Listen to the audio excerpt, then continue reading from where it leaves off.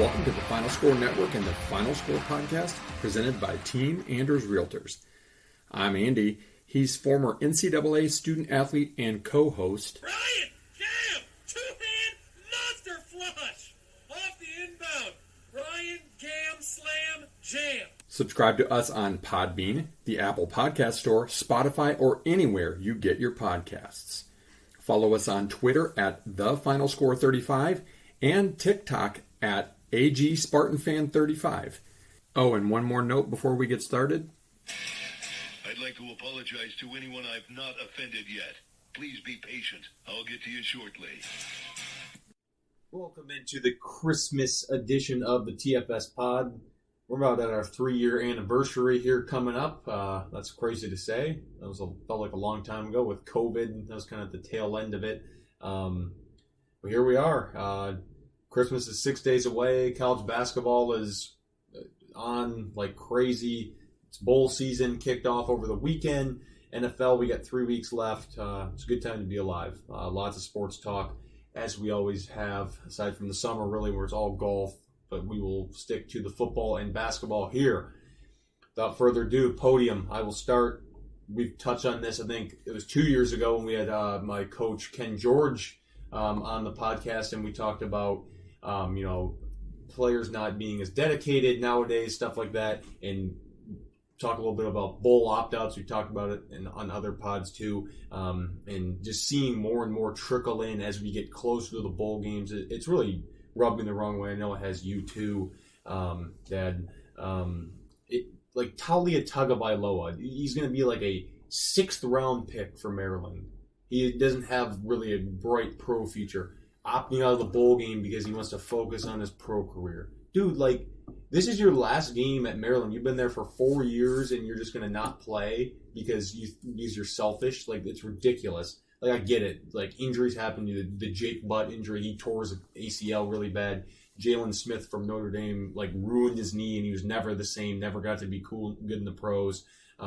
I get it could happen getting ready for the combine. Yeah, it can happen to anybody, anytime. It happened to Ojabo from Michigan when he was doing testing for the combine. He tore his Achilles and had some catastrophic injury. It can happen anytime. I get that there's risk, but if I'm an NFL GM or someone in the front office and I see someone opt-outable, I wouldn't want to pick them. That's someone that's not a true competitor. I would never do that. I get, you say, you have billions of dollars on the line, whatever. Yeah, maybe I don't, but I also would care about my team and playing and all that stuff.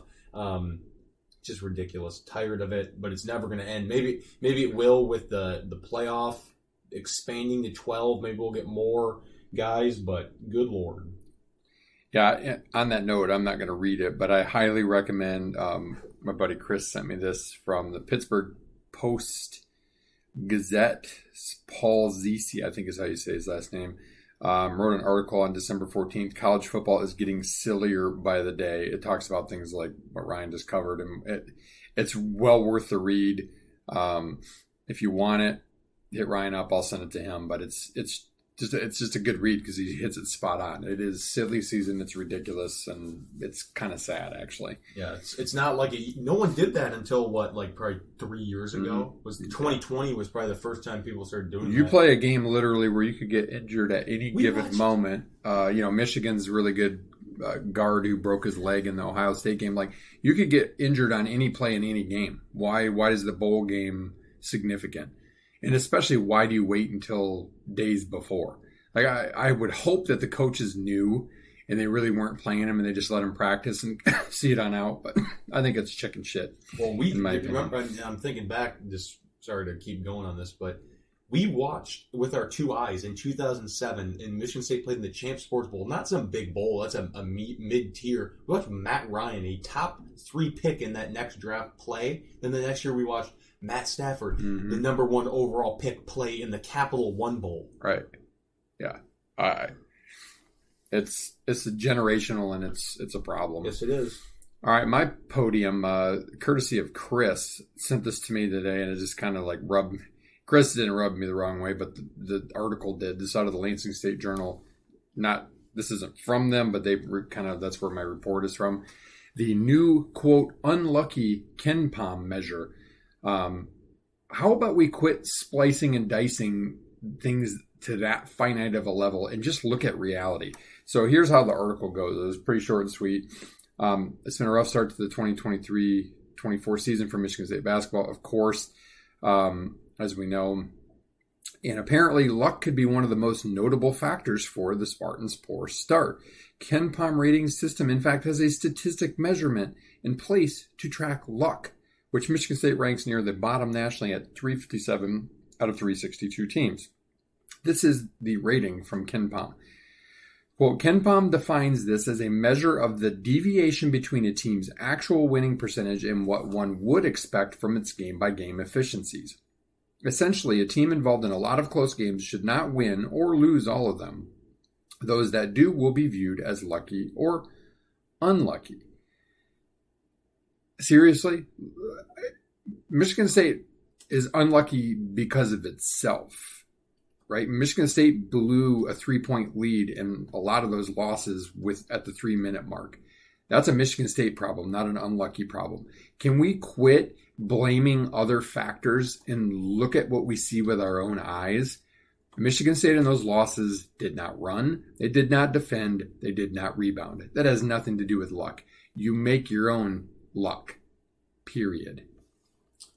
Yeah, and I agree. That's just luck is a half-court shot going in. Luck is a shot from over the backboard. Luck is, I don't know, something that just doesn't happen. At the end of the buzzer. Losing games because you don't do the fundamentals has nothing to do with luck or unluck. It just doesn't. It just doesn't. No, I agree with that. All right, let's hit the tee up. We were talking about this before. We usually have our usual suspects. Michigan, LeBron James, some idiot coach. Whatever, people on sports talk. This week we're going to stick with Michigan because, as we discussed last week, Juwan Howard was under investigation for an incident with Michigan's strength coach, was under review, all that stuff.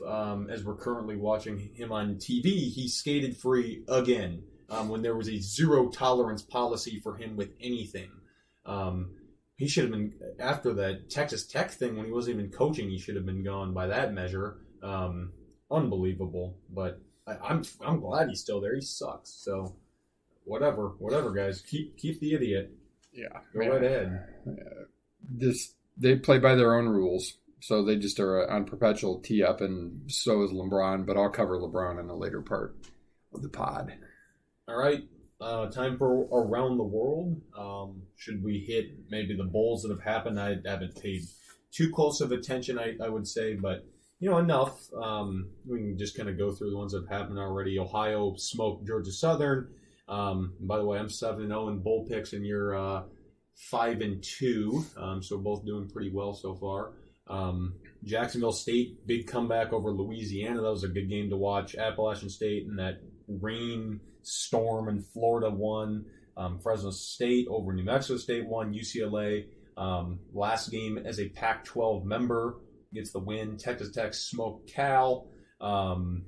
See, Gronk sang the national anthem at that bowl game. Good, actually. Not bad. I like it. No, good for him. And then Western Kentucky was down 28-0 yesterday to Old Dominion, and they come back and win in overtime. Crazy game.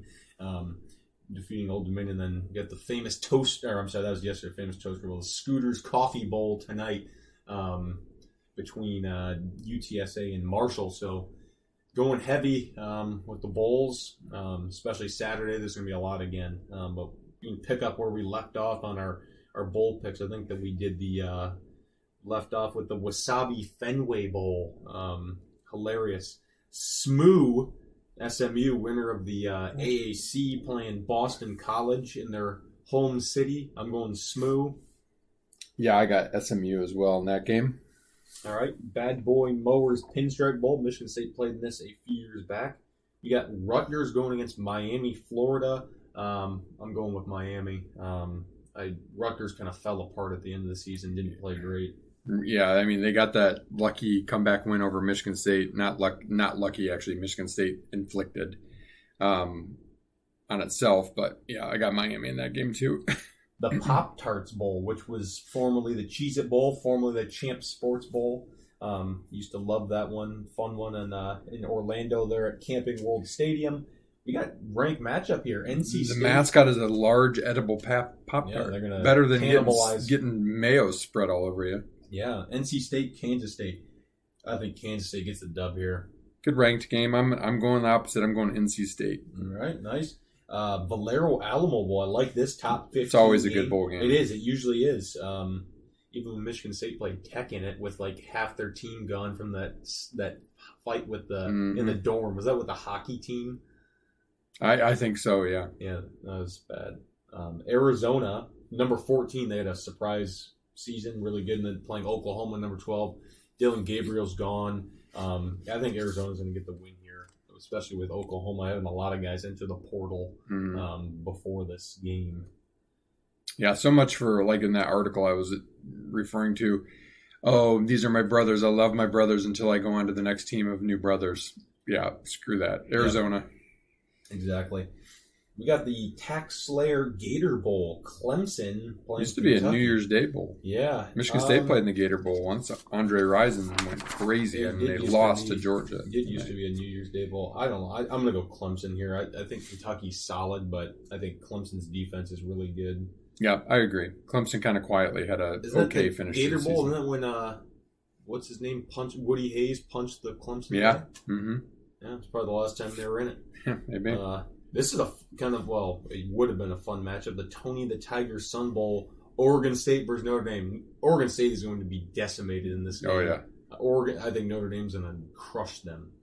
But good season for Oregon State. Thanks for. I thought it was a good bowl game. I actually really liked the Sun Bowl. Michigan State played fun. in it twice. They played. It was called the John Hancock Bowl. Tony the they Tiger played USC. Sun Bowl, baby. They played. It was the Sun Bowl the second time they got waxed. I think it was by Washington, maybe some Pac-12 team.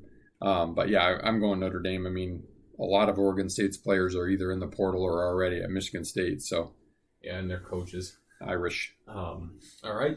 AutoZone Liberty Bowl. Memphis staying home to play Iowa State. I think Iowa State. That's lame to me. I don't want to stay at home if I'm in a bowl game. A that's bowl game, stupid. but that's because there's too damn many of them. Yeah, I'm going Iowa State here. I think they get the. These are all road, 6 and 6 teams the road too, basically. win. By the way, The road win. yeah, I'm going Iowa State as well. Goodyear Cotton Bowl Classic. Missouri playing Ohio State. Ohio State's having that Devin Brown play quarterback, and he wears number 33. That's enough alone Yeah. for Missouri to win. And I think Missouri wants it. Their quarterback's good. They have a good running back. That's a program that's on the up and up. They got some good transfers in so far, too. Missouri gets more Mizzou. out of beating Ohio State than Ohio State does beating Missouri, and even than Ohio State does losing to Missouri, because Ohio State only cares about competing for the playoff anyway. So I got Missouri too. Yeah, it's funny because I read something online. They're like, does Missouri dare wear the Block M helmets just to mess with them? Michigan doesn't wear Block M helmets, but I get it because it does look like Michigan. Yeah, so. no, exactly. Chick-fil-A Peach Bowl, Ole Miss versus Penn State. I think Ole Miss smokes Penn State. I think Penn State was fraudulent. Did they go 10-2? Sure, they lost to the two teams that were anything on their schedule. Ole Miss just I think Ole signed Miss is Lane very Kiffin good. to a big extension. Yeah, I'm going Ole Miss as well. Yeah, I think the Rebs get it done in this one. Big Ten's going to have a very poor showing in the bowl season. I'm not high on it. Trans-Perfect Music City Bowl.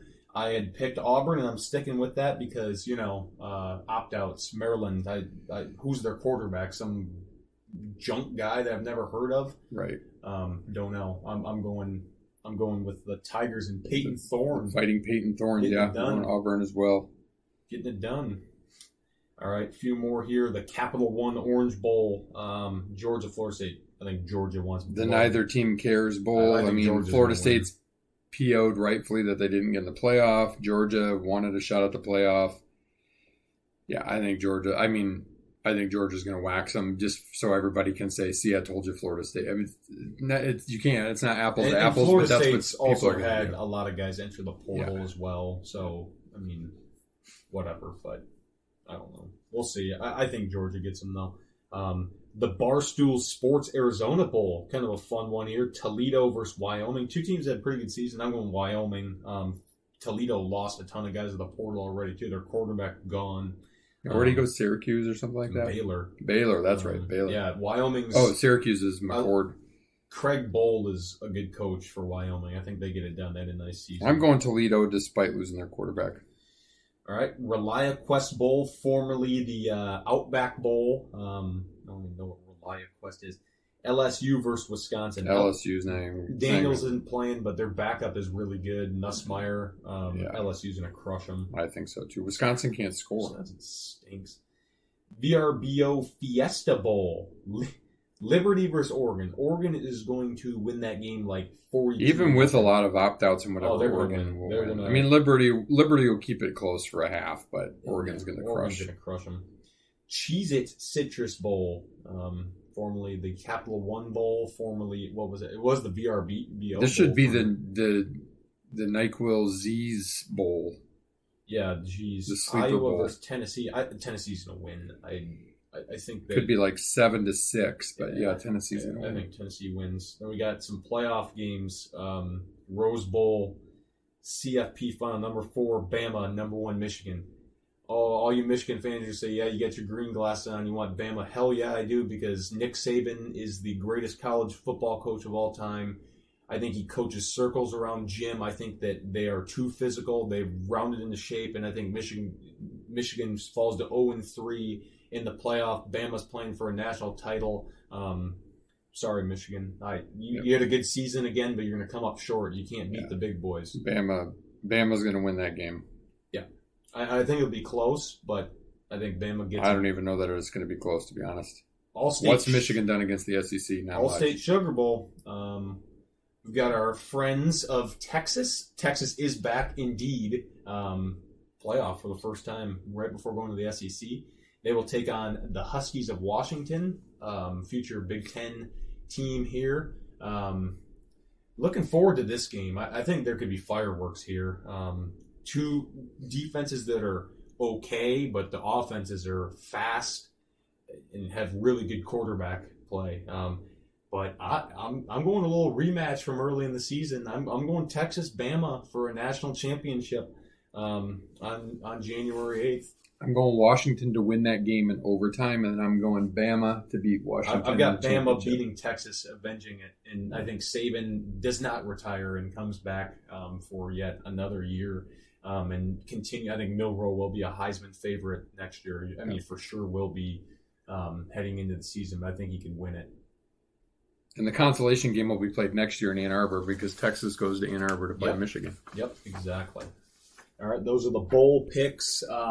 Let us know if you have any grievances to air as Festivus is coming up as well. No other big college football news. I'm trying to think Big Ten wise. Penn State hired Indiana former coach Tom Allen as their defensive coordinator because they lost their defensive coordinator to Coach Duke. Manny going back to the ACC. Yeah, so I think that's college football now. I don't think there's anything else crazy that I missed layups on the TV, which brings us to college basketball. Second down / spot 2 and Big Ten power rankings are presented by Norris Sports Group. NSG is a boutique agency of experts with 30 plus years of experience in sports, sponsorship, and much more. Learn more about them today at norrissportsgroup.com. So quick run through my power rankings. Power rankings? Yeah. Flipped them around a little bit. From last week, I had Michigan State last, obviously, and we'll get a little bit more to Michigan State a little bit later. But, the real Michigan State kind of finally showed up on Saturday, at least what we hope is the real Michigan State. Yes. So I'm going, pretty interchangeable towards the bottom, honestly. 14 Penn State, 13 Iowa, 12 Rutgers, 11 Michigan. Michigan currently in a fight with Florida, down 1 with 2 minutes to go. Minnesota 10, Maryland 9. I jumped to Michigan State all the way up to 8 based on the performance of the last couple of games. Nebraska 7. Nebraska's actually had a really nice win last week against Kansas State. Part of a really big day for the Big Ten on Saturday where they went 9-2 and beat some good teams. Purdue beat Arizona. Nebraska beat Kansas State. Michigan State smoked Baylor. There's some really good wins. Ohio State, I think, beat UCLA that day. I got Ohio State number 6, Indiana number 5. Indiana struggled They tonight. won by 1. They were down big to Morehead State at home. Should have lost. Northwestern 4, despite losing to Chicago State last week. That's kind of crazy. They're still 9-2 though. 3 Wisconsin, 2 Illinois, 1 Purdue. It's Purdue and everybody else, and I think, it's just going to be a matter of how does the rest of it shake out, who shakes out and has a chance. Obviously, coming out of the holidays, some teams like Michigan State are in a hole at 0-2 in the Big Ten. Not a good place to start, but there's only one 2-0 team at this point, and that happens to be Indiana. So, anything can happen. Purdue already has a loss, for example. So, it'll be an interesting run as you get out of the holidays. There's a lot of good games in college basketball coming up in the next this week alone. You always have Feast Week, which is really good, and then you get it right around Christmas, and you get some great games. And then it hits a lull. Everybody goes for a cupcake or two, get their legs back around the holidays, and then you come back out of the holidays and you get into your conference play. So it gets real quick again. So, Big Ten wise, I have not admittedly seen a ton of games. Here, can I do my lately, power ranking? Yeah, you go do yours. I got Iowa 14, Penn State 13, Michigan 12. Yes, they're not good. Rutgers 11, Minnesota 10, Maryland 9, Northwestern 8, Michigan State 7, Nebraska 6, Indiana 5, Ohio State 4, Wisconsin 3, Illinois 2, Purdue 1. Northwestern losing to Chicago State at home really put a damper on my belief in Northwestern. Yeah, it was at one game, sure, but I watched the end of that game, and their offense is the same thing every time. It's a clear out for Boo Buie to drive right, and once teams figure that out, sorry guys, there's not much else. They don't have a Chase Audige. Is Ty Berry a good Jaden Akins type, can hit an open shot or two? Yeah, sure, but I just don't. Yeah, if you got a guy like an offense like that, you need a guy that you can kick to. Yeah, they're big. That big guy's not. He's not gotten any better. And their other guy, supporting cast was not very good in that game. I think Ohio State is going to be really good. Thornton is having lost to Penn State. Yeah, I think they're going to be fine. I really like Holtman. Thornton's really, really good. Jameson Battle's really, really good. And then they have some nice role players as well. I think they're going to be tough. And so is Wisconsin, for that matter. They are. Wisconsin it's they're hard. always That just kind of offense. hang around, man. Yeah, they run a have. very tough offense to defend. They're pretty disciplined. They're not flashy. They're not gonna blow you out, but they're usually gonna, they're gonna just play really well with the pieces and parts that they have. Yeah, no, they're a tough team. Illinois has been playing really well. They look good. Purdue, it's not just Edey anymore because Lawyer has played really well against Arizona. So did Braden Smith. He's kind of stepped up in that. I was saying to Mitch at Palooza earlier when we had lunch. Shout out, Mitch. That was fun. Thank you for the lunch. Appreciate it. Congrats on baby number 2, yes, Mitch. Sir. Purdue, in the past, they've had good 2 or 3 really good guys. Now they have that 4th guy with Lance Jones. He's a really solid player and can score. So they have kind of 4 options, which is good for them. And maybe they'll pull a Virginia, losing to 16 and winning a national championship. Who knows? We had a long, long way to go. Injuries happen. Just stuff happens. Time does. Where people get worn down, matchups happen. So we shall see what happens here in the next few months. I'm so excited for it, especially with Michigan State playing a little better. We can touch on that a little later in spot 4. But other college basketball, North Carolina, Kentucky was an awesome. Kentucky's really, really good, relying heavily on freshmen once again. Their freshmen this time are grown men. They're really, really good and athletic. Yeah, 7-footer that made the key free throws. He's really good. Very fun to watch. Speaking of North Carolina, R.I.P. Eric Montross, stud guy that I actually met in high school. In my age range, 52, helped North Carolina win the 1993. Yeah, helped Carolina win the 93 national championship in the infamous TO game by Chris Webber. Good dude. Was doing a lot of good things at North Carolina. Was a color commentator, raised money for the school, and tough to see that happen. And thoughts and prayers to his family. I know that he had a young family too, or a fairly young family, so that's always tough when you lose one and you lose a good one early. So kudos to UConn. This is the last college basketball thing. UConn scheduled like not a home and home per se, but basically they went out to Seattle, played Gonzaga, and then next year they're playing them in the Garden, which is kind of seventh heaven for UConn in the past here. But they went out there and they kicked Gonzaga's ass. I mean, that is a good basketball. Yeah. They might be the best team I've seen play top to bottom. I would agree with that. They are elite guards, elite defense, elite bigs, athleticism. They can pass. Experience. They won it last year. They play really hard. They're well coached. Hurley might be a weirdo, but damn, he can coach. He is, wow. He's really good. He's a lot better than his brother as a coach, that's for sure. They're fun. They are a fun team. I enjoy watching that Tristan Newton guy. He kind of reminds me of he's a little more athletic and a little like lankier Denzel Valentine. Just like all over the place, plays good defense, really good shooter, really good passer, rebounds, block shots, steal. I mean, he might be my National Player of the Year right now. He's a stud. I don't think I really have anything else college basketball wise. If you don't, we'll move to spot number 3, Hodgepodge mailbag. I threw a couple things in there. Chris gave me a couple things. This is one that we could have teed up LeBron because LeBron's an a-hole. So if you missed it, his son Bronny, who had a heart attack earlier this year, but is from I'm saying COVID vaccine because LeBron was a pusher of that. Anyway, played his first college action, and LeBron comes in totally disrespectful during the national anthem. Not only is he walking in during the national anthem, he sits down and says, basically it's because it's his right and he can't do it as an NBA player, because he'll get fined. Kiss my ass, LeBron. Get out. You don't like America, get out of the country. I get it, you have a right to voice your whatever, but I'm sorry, you don't, in my opinion, have the right to sit down during the national anthem.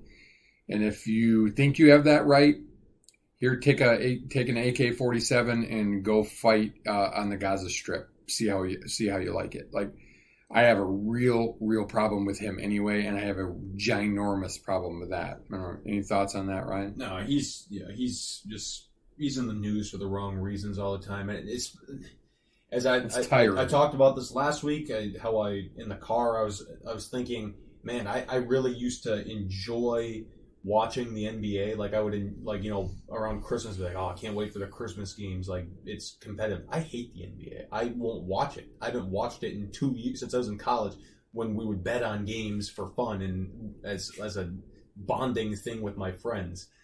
I hate it. I despise it, and this makes me hate it more because LeBron is the so-called air quotation face of the NBA.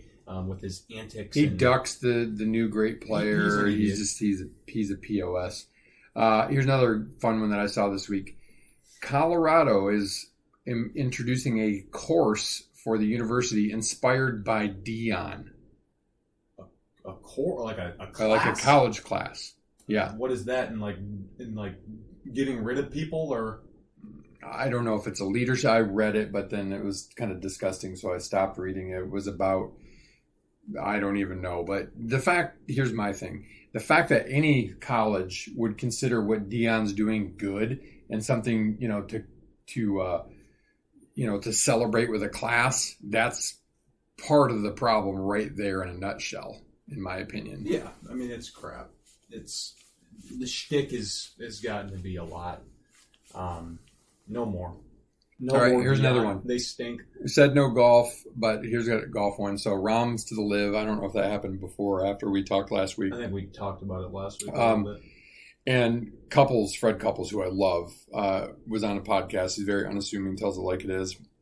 Somebody asked him what his take on it was, and he's like, look, I get it. It's generational money, whatever. He's like, I personally wouldn't do it, but he's like, stop with the song and dance that like in Rahm's case first said, I want to play against the best every week, 54-hole shotgun events. That's not golf. Like, he dogged everything about the live. But then as soon as he goes and takes it, the shtick is, but it's good for the game and it grows the game and it blah, blah, blah, blah, blah. And Couples' take was, they asked him, what's your take? And he had 2 words, my ass. And here's why I agree with him. because what his point was is just stand up there and tell the truth. I went for $400 million. Yeah. I went for $500 million. That's much more respectful than telling us you're trying to grow the game. Grow the game how? Nobody watches Live. Nobody really attends Live. They make it like it's a big thing. It's almost like the government and the facade that the government throws up to say that everybody's in support of this, that, or the other thing. No, it's made up. And by the way, you're taking blood money.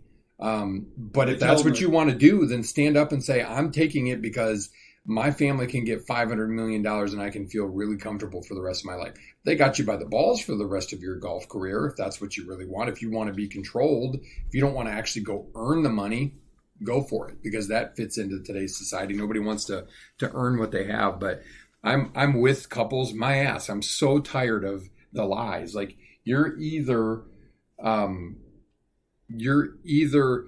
in it for the money or you're in to stay in the PGA. There's no other line. There's no growing the game. There's no growth of the game because you went there. You're fracturing the game, if anything. Yeah, and then you hear him say, he's like, "Oh, I think Live should be 72 holes." So like, right? Yeah, of course. And then they told him to shut up, basically. Yeah, and so then he has an imposed gag order basically till February, which shocker because they got control on him. All right, so this is a couple from Chris. In this silly season with the portal, out of control NIL, a million bowl games, what's the point of college football? Given it is all subjective instead of objective, why should anyone care? Good question. Obviously, he's referring to the way the playoffs went down. Literally, I threw the bowls in there. Literally, the fact that we have losing teams in bowl games. Yeah, it's gotten to be stupid. I mean, I do love college. It's just a money grab. It's entertainment, right? It's like people it's like watch watching TikTok. They know people watch it. It's elongated TikTok. That's really what it is, and it's why I'm sorry because I like college better, but I have a new perspective on why people like the NFL better. Yeah, the NFL is because really the NFL is about football and college is about money. Yeah, NFL is a business, but college football is becoming that way, and it's disgusting. Yeah. It's ruined. Yep, it is. It's never going to go back unless they, eventually, like we said. And it is hard. It's hard to care and to invest because we're going to invest in Michigan State because that's my alma mater and that's the team that we love. But you can't even really anymore or hardly find a guy that you can watch grow through 4 or 5 years in a program and become a stud. Seniors sticking around doesn't happen. And it's ridiculous. You only have the love for the front of the name of the jersey. You can't even love guys in the back of that. And even Michigan State's greatest player in the last 10 years, K9, was a one and done guy. Gave us great memories, was arguably had one of the best seasons in Michigan State history. So that's awesome. But I'd like to see that for 3 or 4 years like we used to. But anyway, Chris's other question, should we scrap the playoffs and just go back to the random a-holes voting on a champ? Since obviously related, everything is so subjective instead of objective. I think next year will help. Going to 12 teams, yes, will there be a 13th team left out? But I think you have a lot less argument of the team that was 13th versus the Florida State this year. Clearly, Florida State would have made it next year. Maybe they would have been a little bit lower seeded or something because they were missing their quarterback, but they would have gotten a shot at it. So I think that's the right thing. I think if we were sticking to a 4-team playoff in the current realm, yeah, probably may as well. What's the difference, right? It's a popularity contest anyway. Right. No, I agree. It's gotten to be stupid. All right, now a word from our presenting sponsor, Team Anders Realty will help you find the home that fits your wants and needs, and they make the process simple and fun along the way.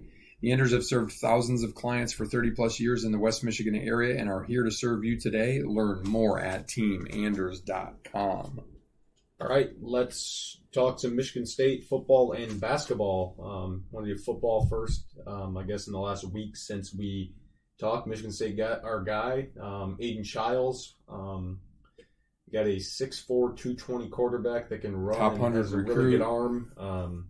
Wow, finally. And not a freshman who, like an incoming freshman who's got the stars and is recruited that way, which can be hit or miss. but a guy that actually played in 8 games, Knows got the to throw the system. ball, knows the system, has shown his wares. My buddy Daub thinks he looks a little bit like a Lamar Jackson. I think that's a pretty good comp at this point in time. And it opened up kind of the gates for Michigan State to finally refill the quarterback room. Because all 3 of the guys that went in the portal are all gone. Kim went to Coastal Carolina, stepped down, although he could probably start for 2 years there. Hauser to East Carolina, stepped down, and then Levitt went to Arizona State.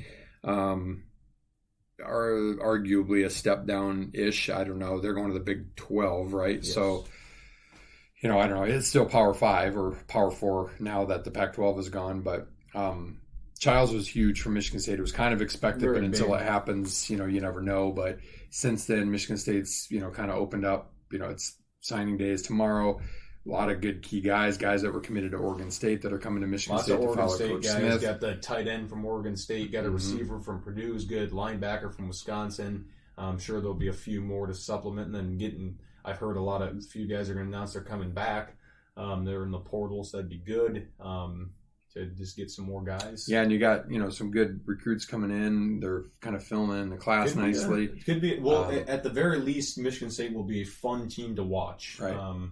And pretty young at that as well, which we like even more. And here's one way I can tell you already that I trust Smith more than I ever trust Tucker on the recruiting, because he's not just chasing 4 and 5 stars and getting on people's final lists and being happy with it. He's going out and he's getting 3 stars that are rising 3 stars, good guys like this quarterback that decommitted from Ball State or this wide receiver that decommitted from Bowling Green. You'll go, oh, those are MAC guys.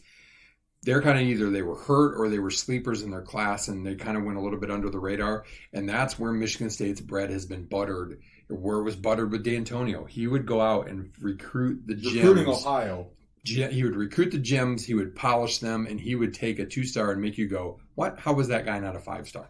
Le'Veon Bell, Kirk Cousins, Connor Cook, Darquez Denard, Trey Waynes. I mean, the list goes on and on. 0 stars. Yeah, so if you walk on, if you can get some of these guys that are kind of sleeper 3 stars and a coach that has already proven he can coach them up, and most of his staff intact. I have not seen the official on Harlan, but it sounds like he's coming back as the safeties coach. That's fine for continuity. Obviously, Hawk is back as the wide receivers coach.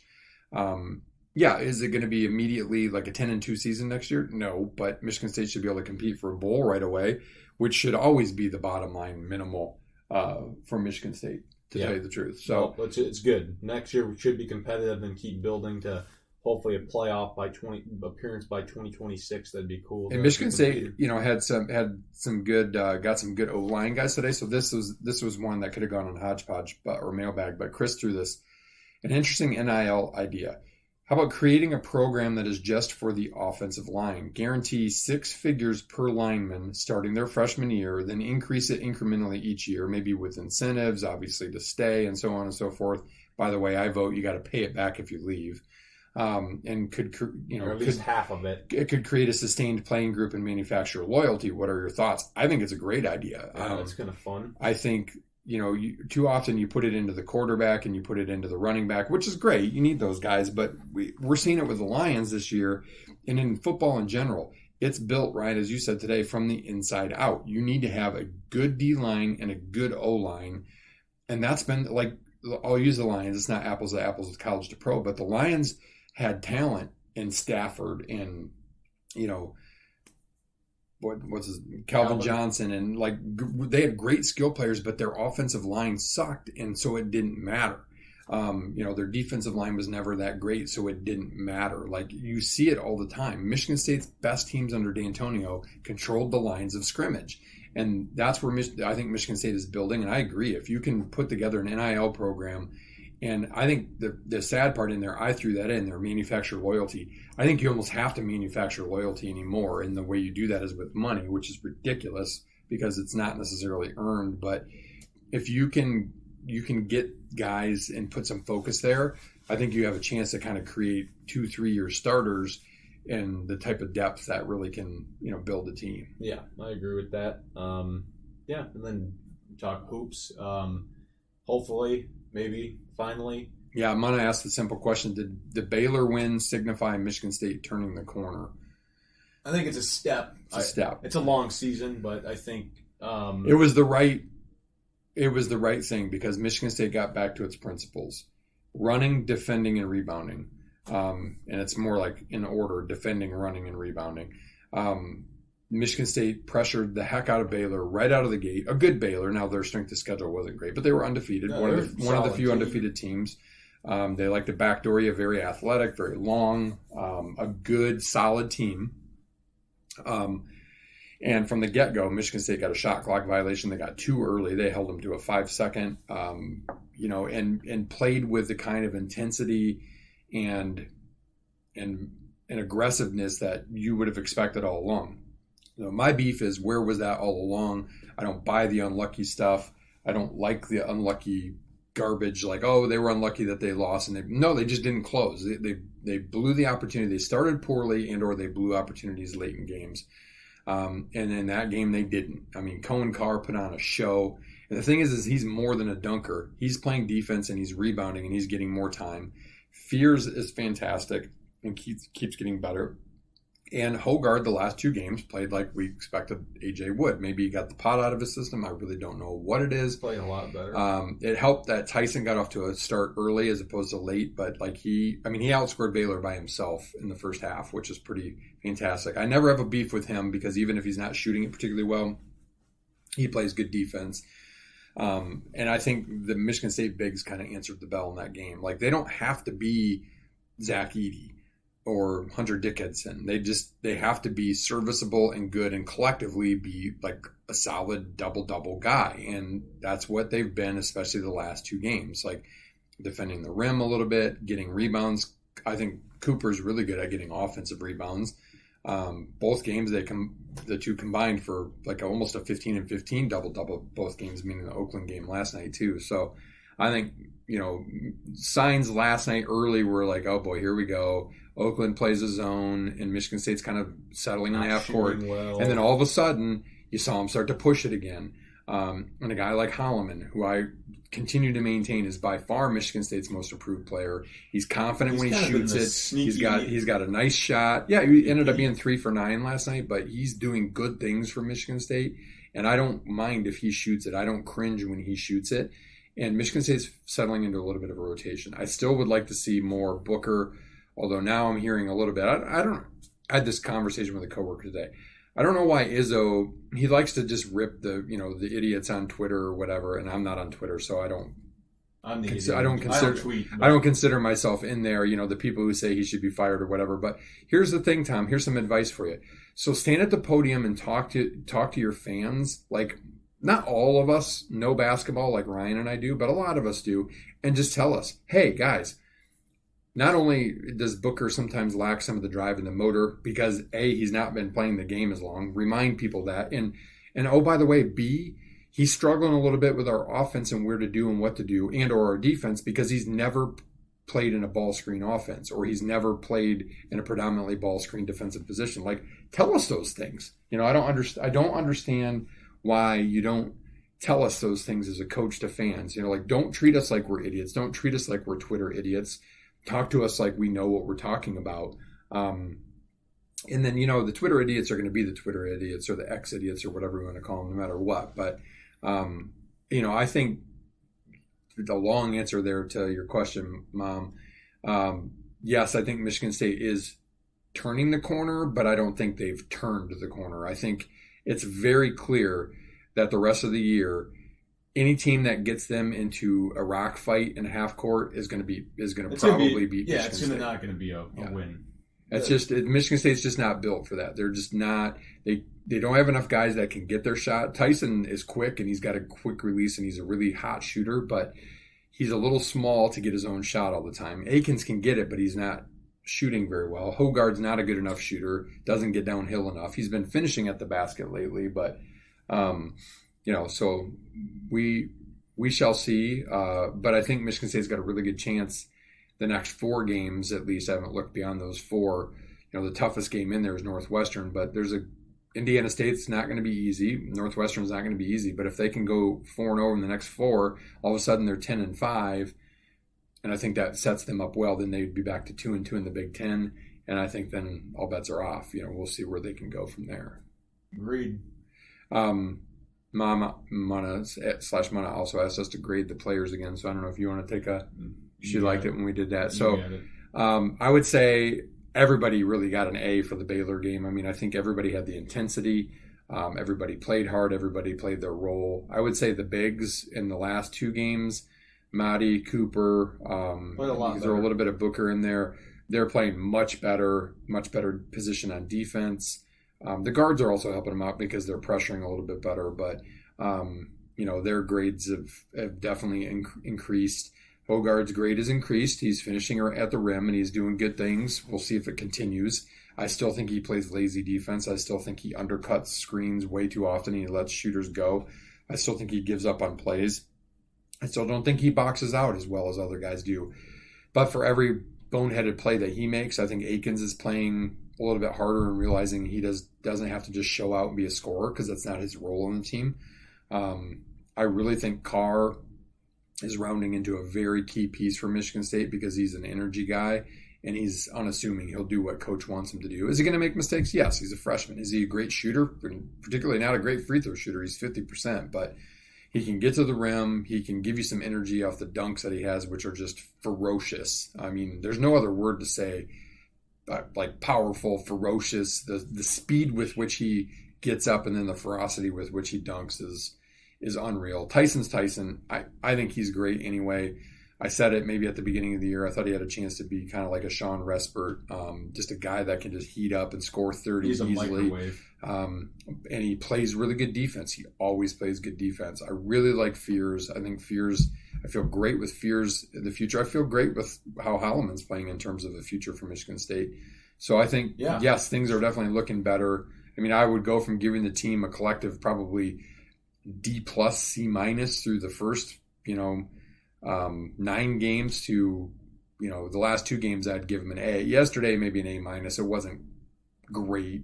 I think they should have probably throttled Oakland, but Oakland's a decent team. We were up huge, and they kind of that tends to happen with us. Getting to run at the end, but I think the scoreboard was not as telling as the final score. Yeah, I would agree with that. You got anything else on basketball team? I got a question for you. Should Kohler just redshirt because he's been set back? Till after Christmas at least. Yeah. And who knows if that means... at that point, he'll have missed a third of the season. But I would argue it would take another third of the season to get up to speed. So is it worth it for him, for his future, let alone Michigan State? Is it worth it for Michigan State? Probably, but is it worth it for him to burn a year to basically get a third of a season out of him? I mean, that's the thing. Does that mean he can play in the game after Christmas, or is he can start running after? I don't know what it means. Yeah. I guess if he can play in the Indiana State game, maybe, but if you're talking he's not going to play until mid-January, and then even then he's not going to be up to speed until mid-February. At that point, I just think you say, you know what? We've gotten this far with what we got. It's a somewhat limiting to not have a post game, but let's figure it out. I think Hall has played kind of one person I left out. He's not played particularly great the last 2 games, but here's the thing. It's the Malik Hall experience. We don't need him to score 22 points a game. If he scores 22 points a game, and it's probably because we're going to lose because other people aren't stepping up. So as long as he's getting rebounds and playing good defense, I really don't care. I don't care what his stats look like. If Michigan State can find a way to compete in the Big Ten without Kohler, I would say it's better for you for the future to not burn a red shirt because you got to look ahead next year. So Marty's going to be gone. AJ's going to be gone. Tyson's going to be gone.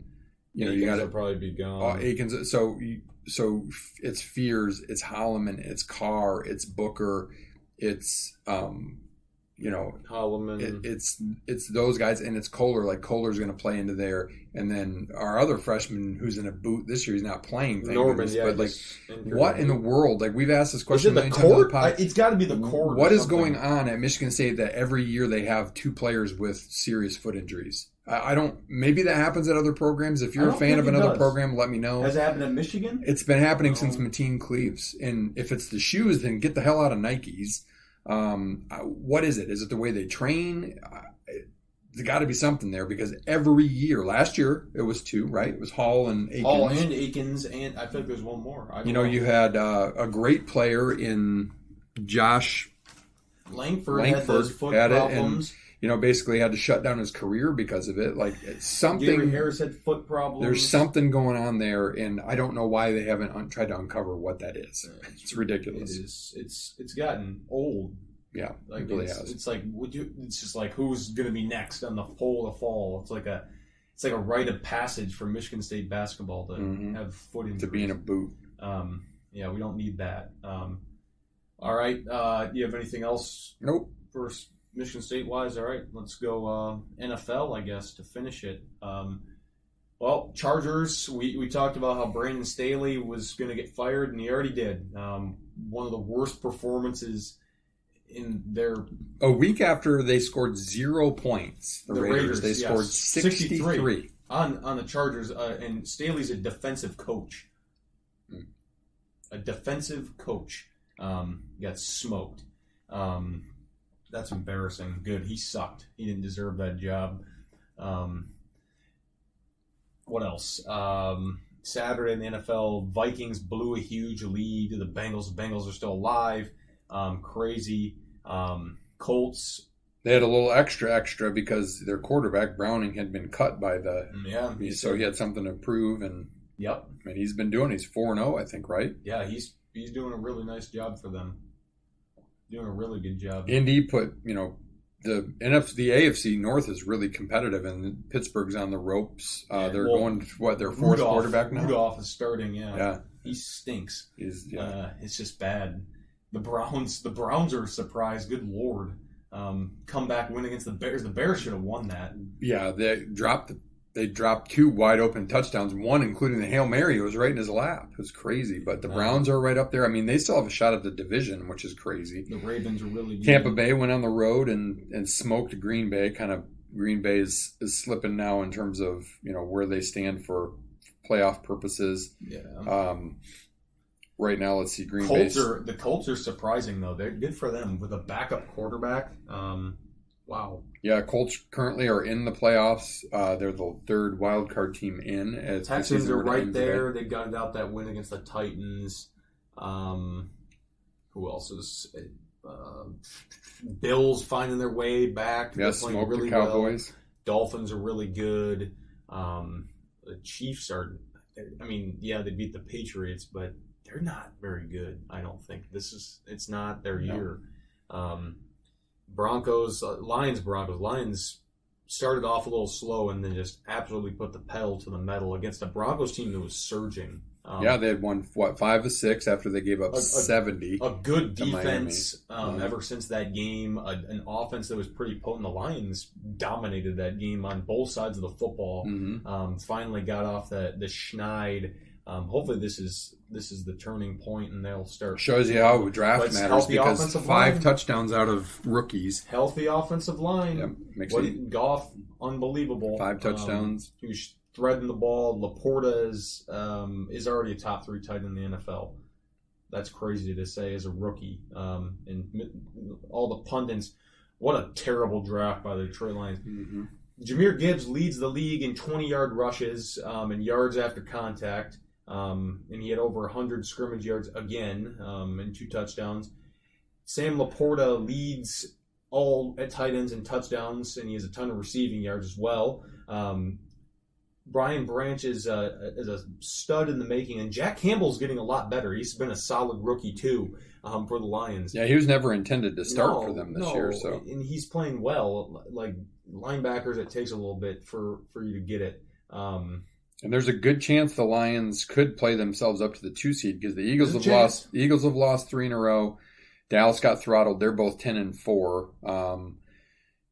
Right now as it stands, you would have San Fran in the 1 seed, Dallas is the 2, Lions are the 3, but Detroit plays Dallas in a week after a week after this. And then you'd have Tampa Bay or New Orleans as the 4 seed. They're both 7-7. And then your wild card right now would be Philly, Minnesota, and the Rams. But Seattle and New Orleans are also 7-7. So Philly's going to get in. They've already clinched a playoff. Yeah, Dallas is clinched. San Fran is clinched. Minnesota, the Rams, the Seahawks, the Saints are all 7-7. Even Atlanta and Green Bay have outside shots at 6-8, although long shots. And the Bears and the Giants are not. as of this, at least, eliminated yet. Only Washington, Arizona, and Carolina are eliminated. But I think you got really kind of a 5-team dogfight unless Green Bay picks it up here down the stretch.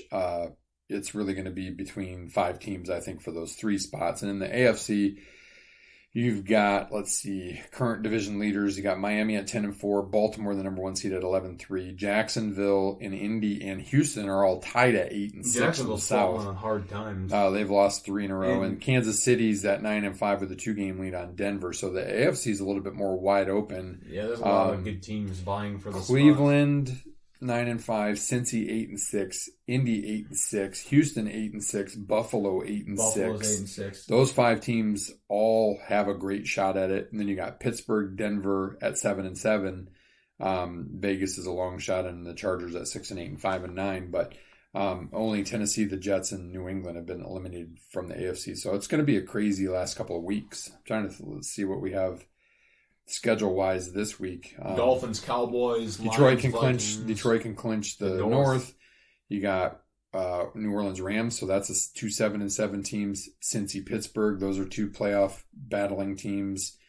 Buffalo, Chargers. Buffalo should be able to continue on their winning ways. They still have to play Miami, which is helpful for them.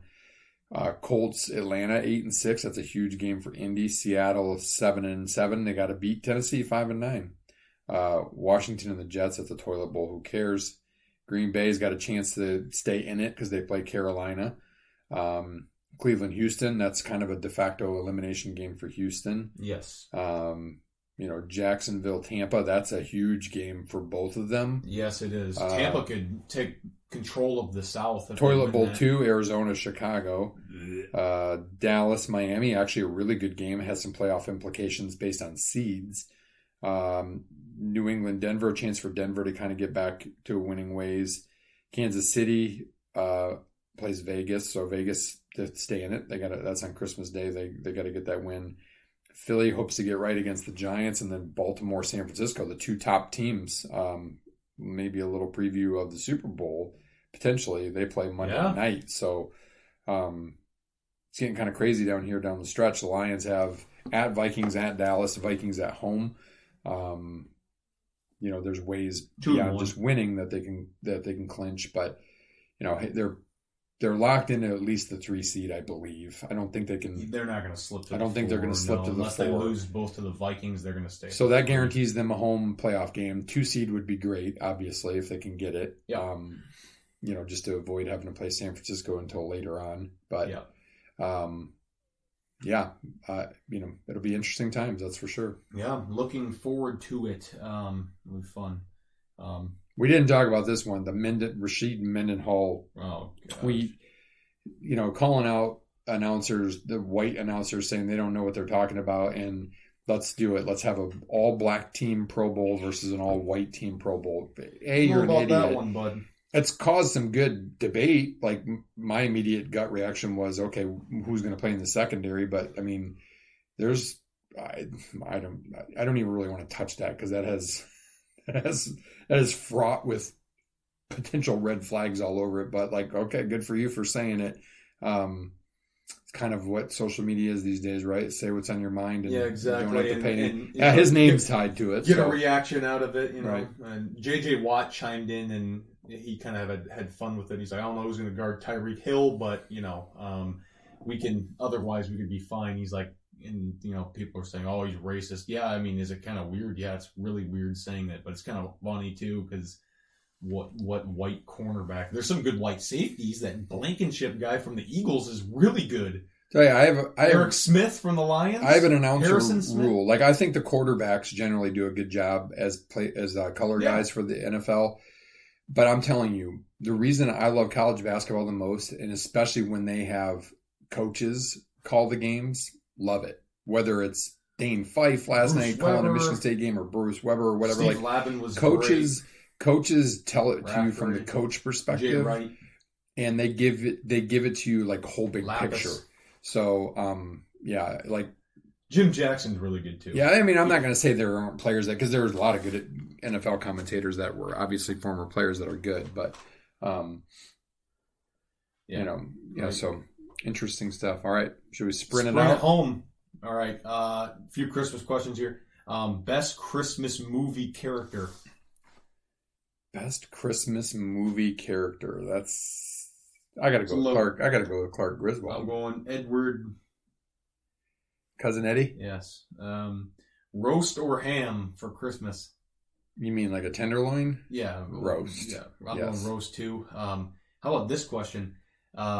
What apparel brand will Tiger Woods sign with? There is a hot rumor that he will no longer be with Nike at the end of this year. Nike's gone way woke, so that doesn't surprise me. Yeah. You know, I'm going to say what I'm going to say first. I have this sick feeling he's going to sign with Adidas just to spite him. I was going to go there. You know, obviously Spieth is the biggest Under Armour name out there. I can see that too. But does he go maybe he'll go off FootJoy. athletic? Maybe he'll go FootJoy. Or I mean, because you're talking about not just shoes, right? You're talking about apparel because he already wears FootJoy shoes, I think. So he could go to, you know, like Ralph Lauren or something like that if you wanted to. But yeah, it'll be interesting because I believe Tiger Woods is a good conservative Republican, as most golfers are. So how do you stay away from the woke brands? I don't know. Yeah, I don't know.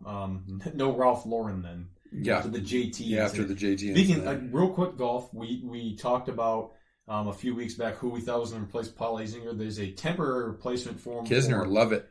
Kiz is a gem. He's funny, very knowledgeable. I think he's going to do a phenomenal job in that position. It's kind of a tryout for him because he didn't make the cut. So no, good for him. Last question here. Who is your, going into week 16 here, who's your NFL MVP favorite? So I know a lot of talk has been around Purdy, and it's hard to argue with. I mean, it's pretty remarkable what he's done as Mr. Irrelevant, but I think he's got a lot of weapons on that team, and I think if you took Christian McCaffrey off that team, they would not be as good as they are, versus I think you could probably arguably find another quarterback that could play with all those guys and be good. So no offense, Brock, because I really like him. I like that he's unassuming. I like that he's godly. Like Cousins, kind of. Yeah, he is. He's a godly dude. I love all that stuff. But for me, Christian McCaffrey is the best player in the NFL. Yeah, to me, it's going to come down to Lamar or C-Mac. I think Tyreek Hill's a bit of a dark horse as well, but I'm going to go C-Mac over Lamar here. I think that he's amazing. How many games is that in a row? Like 20 in a row where he scored a touchdown and just And it's not just running; it's catching. I mean, and he pass blocks well. I mean, he's a phenomenal football player. He really is. He's what made San Francisco go from good to great last year when they got him in that trade. Yeah, he is. And no, don't get me wrong. Again, I think Purdy, what he's done is fantastic, but he's got a ton of weapons. He does. So, he's got. And I think he would tell you that without C-Mac, he would be pretty average. He has life pretty good, I think. Purdy does. But, you know, he's done a really good job as Mr. Relevant. It would take him something like 80 years to make the kind of money that old boy for now the Dodgers, Ohtani, is making, though, in that contract. Ridiculous. All right. Meanwhile, we'll close with a quote, as I always do. Merry Christmas, everybody. Been listening to some Paul Harvey TikTok, so people my age would know Paul Harvey. I always love listening to his stories, but I'll give you a great gift from the great Paul Harvey for all sports fans. One to think about a little bit. Ever since I made tomorrow my favorite day, I've been uncomfortable looking back. And now you know the rest of the story.